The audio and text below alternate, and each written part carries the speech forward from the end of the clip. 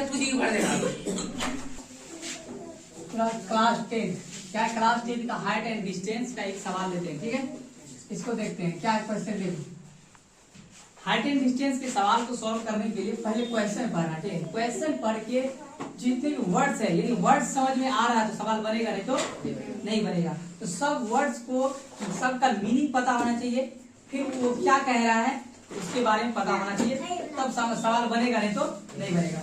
और height and distance में main figure है, यदि फिगर बन गया तो सवाल बन जाएगा, अगर फिगर नहीं बना तो सवाल नहीं बनेगा। फिगर बनने के लिए कुछ टर्म्स है, उसको समझना पड़ेगा। इसमें देखते कौन कौन वर्ड्स है जो तुम लोगों को नहीं पता। तो क्वेश्चन है पहले क्या है, बोला एक मनुष्य समझ रहे हो क्या होता है मनुष्य, आदमी को पहले एक मनुष्य जो नदी के किनारे, पहले क्वेश्चन को पूरा एक बार रीड कर लेना है। जो नदी के किनारे एक पहाड़ी पर खड़ा है, ठीक नीचे के किनारे की ओर समरूप वेग से आते हुए पानी के जहाज का अवनमन कोण 30 डिग्री देखता है।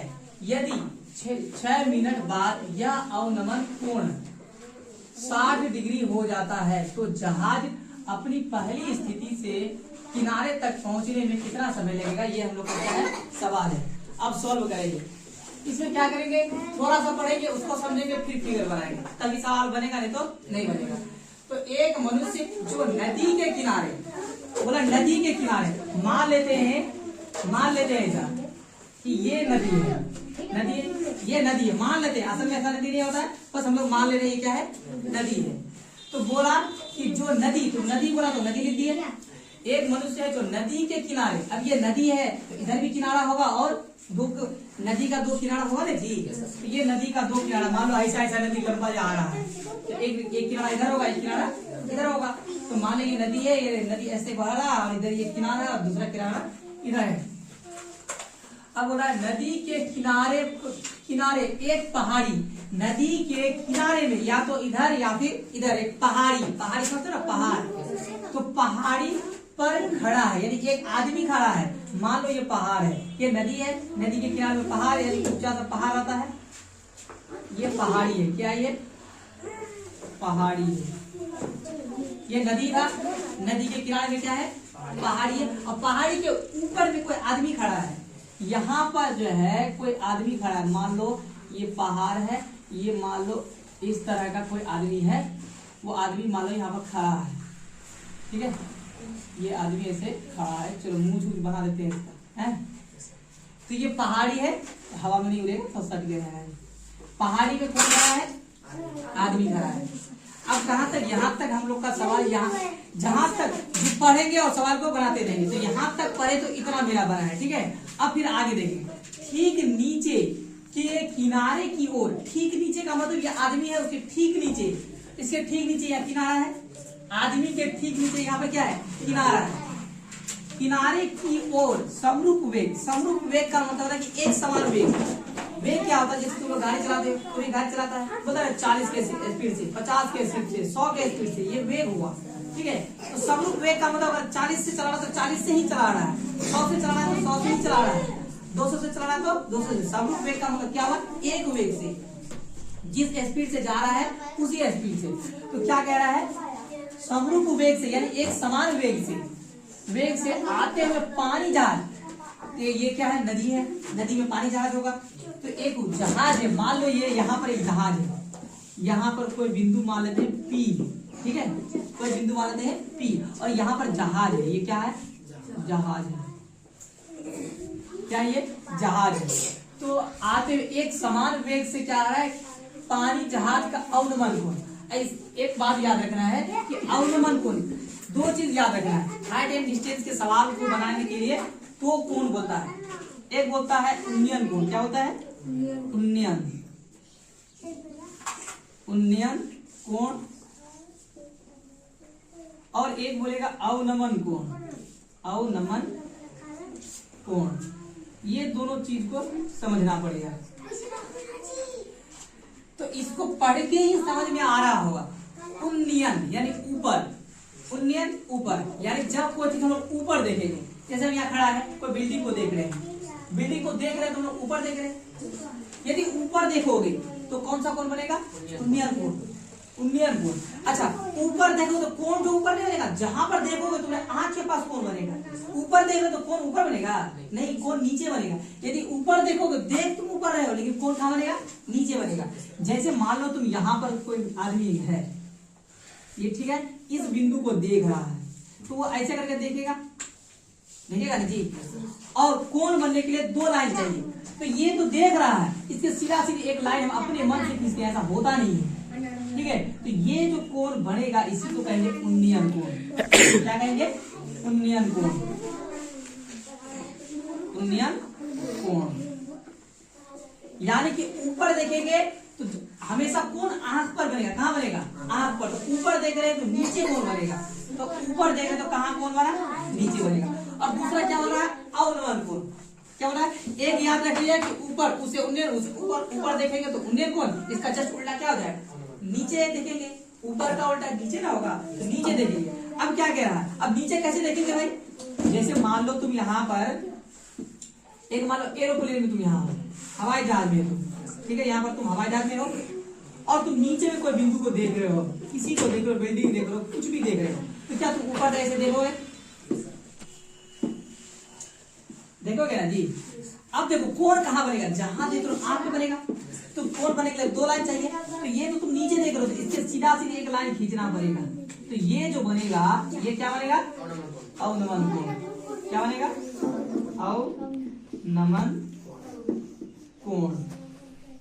ये दो चीज समझ रहा है कि उन्नयन कोण ऊपर देखने से बनेगा, और ऊपर देखेंगे तो लेकिन कोण तो ऊपर नहीं बनेगा, नीचे बनेगा, बनेगा नीचे लेकिन देखेंगे ऊपर। और अवनमन कोण में क्या होता है, नीचे देखेंगे लेकिन कोण तो कहां बनेगा, ऊपर बनेगा। तो ये दोनों चीज हम लोग को याद रखने पड़ेगा।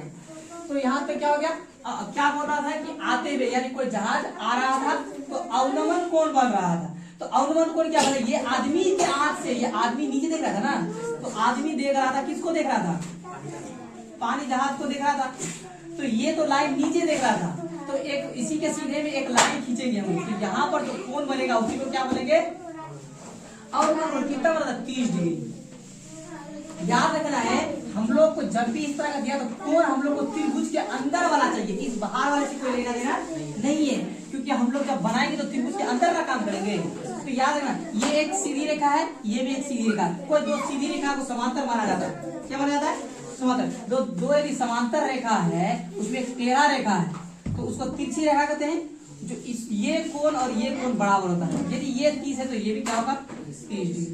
ठीक है, यहाँ तक कोई दिक्कत नहीं। अब थोड़ा आगे चलते हैं। अब बोलता है यदि 6 मिनट बाद, यानी ये जहाज तो आ रहा था, यदि और 6 मिनट चलता है, कितना चलता है ये जहाज, 6 मिनट चलता है।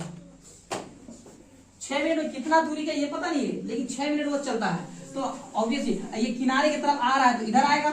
मान लो 6 मिनट बाद वो यहाँ आ गया, कहाँ आ गया, यहाँ आ गया, यहाँ आ गया, कोई बिंदु Q पर आ गया। क्या कह रहा है, 6 मिनट बाद यह अवनमन कोण, यानी अवनमन कोण, पहले अवनमन कोण 30 बन रहा था, अब अवनमन कोण 60 बन जा रहा है। मतलब किसी आदमी अब नीचे देख रहा है, अब देख रहा है जहाज को, पहले जहाज को देखा तो 30 डिग्री का कोण बन रहा था, अब जो देख रहा है तो कितने डिग्री का कोण बन रहा है, 60 का बन रहा है। यानी कि ये वाला कोण जो है, ये पूरे यहाँ वाला कोण कितना बन रहा है, 60। तो ये 60 है तो ये भी क्या हो जाएगा, 60 डिग्री। ये मेरा फिगर बनकर रेडी हो गया। अब फिगर बन जाएगा तो सवाल क्या हो जाएगा, आसान हो जाएगा, आसानी से बन जाएगा।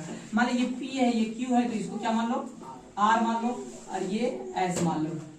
ठीक है, कोई दिक्कत नहीं। अब सॉल्व करेंगे हम लोग सवाल को, पहली स्थिति। अब आगे क्या बोल रहा है, तो जहाज अपनी पहली स्थिति, तो पहली स्थिति का मतलब सबसे पहले वो कहाँ था, देखो पहले वो P के पास था, फिर Q में आया, इसी तरह से वो R में आएगा। ठीक है, तो बोला पहली स्थिति से किनारे तक पहुंचने में, पहली स्थिति P किनारा R तक पहुंचने में कितना समय लगेगा, यानी यहाँ से यहाँ 6 मिनट लगा, और इधर कितना मिनट लगेगा, दोनों को आपस में जोड़ देंगे तो हम बोलेंगे क्या, P से R तक पहुंचने में लगा समय। तो हम लोग को निकालना क्या है, क्वेश्चन क्या बोला है, प्रश्न में निकालना क्या है, टू फाइंड मतलब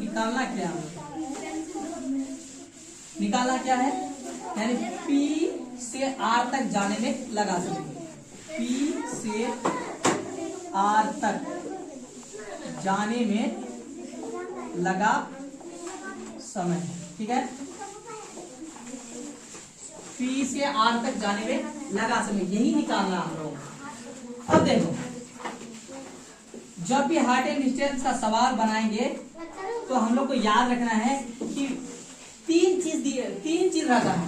एक रहेगा या तो P दिया हुआ रहेगा, B दिया हुआ रहेगा, H दिया हुआ रहेगा, ये दोनों में से एक दिया रहेगा या फिर दोनों दिया रहेगा, या फिर कोण दिया हुआ रहेगा और कोई एक मान दिया हुआ रहेगा। तो मेरे यहाँ पर क्या दिया हुआ है, देखो अभी सिर्फ यहाँ से यहाँ की दूरी दिया हुआ है, हमको यहाँ का मानना है। जिसका मान निकालना है उसी को क्या मान लेंगे, x। इसका मान निकालना है तो इसको क्या मान लेंगे, x, और इसको मान लेंगे y। तो हम लोग सबसे पहले हमेशा छोटे वाले त्रिभुज में पहले काम करेंगे। जब भी हम लोग हार्ट एंड डिस्टेंस का सवाल बनाएंगे तो सबसे पहले किसका काम करेंगे, छोटे वाला त्रिभुज, यानी कि ये वाले त्रिभुज। फिर जब दोबारा लेंगे तो पूरे वाले को लेंगे। तो लिखेंगे ऐसे, इन ट्रायंगल क्या है, एस आर क्यू। यहाँ पर कोण यानी थीटा का मान कितना दिया रखा है, 60 डिग्री। तो लिखेंगे ऐसे, थीटा इज इक्वल टू कितना दिया हुआ है, 60 डिग्री। अब देखो ये P है और ये B है। खड़ा जो खड़ा रहता है उसको ऊंचाई यानी लंब को क्या कहते हैं, P कहते हैं। ये खड़ा वाला तो क्या जाएगा, और ये जो सोया हुआ वाला है धरती में उसको क्या कहेंगे, B यानी कि बेस। तो ये हो जाएगा। तो P और B किसमें होता है, tan थीटा में होता है। P और B किसमें होता है, tan थीटा में होता है। इसका मतलब ये सवाल किससे बनने वाला है, tan थीटा से। तो लिखेंगे यहाँ tan थीटा बराबर हो जाएगा P बाई B, ठीक है। अब tan का tan रहने देंगे, थीटा के जगह कितना दिया हुआ है, 60। तो हम लोग लिखेंगे 60 लिखेंगे। अब P का मान यानी ये दिया हुआ है y, और यहाँ लिखेंगे B का मान x। अब यहाँ भरेंगे इसका मान तो √3 आ जाएगा, इसका 1/1 अपना मन से कर सकते हैं, और y/x। एक बात याद रखना है, जिसका मान हम लोग को निकाला, हमका x का मान निकाला है, तो हम लोग अभी x का मान नहीं निकालेंगे, उसका उल्टा y का मान निकालेंगे। अभी हम सॉल्व कर रहे हैं तो हम लोग क्या बताए, यदि x का मान निकालना है तो इसका उल्टा निकालोगे। किसका मान निकालोगे, y का मान निकालोगे। तो क्या करेंगे, क्रॉस मल्टीप्लीकेशन करेंगे। क्रॉस मल्टीप्लीकेशन का मतलब क्रॉस कैसे होता है, ऐसे क्रॉस होता है, ऐसे क्रॉस होता है, यानी इसको इससे मल्टीप्लाई करेंगे और इसको इससे। तो y को 1 से करेंगे तो y हो जाएगा, x को इससे करेंगे तो x√3 हो जाएगा। इसको इक्वेशन 1 यानी समीकरण 1 मान लेंगे। अब फिर उसी प्रकार अब ये पूरे त्रिभुज में काम करेंगे, ठीक है, ये पूरे में काम करेंगे। अब फिर लिखेंगे इन ट्रायंगल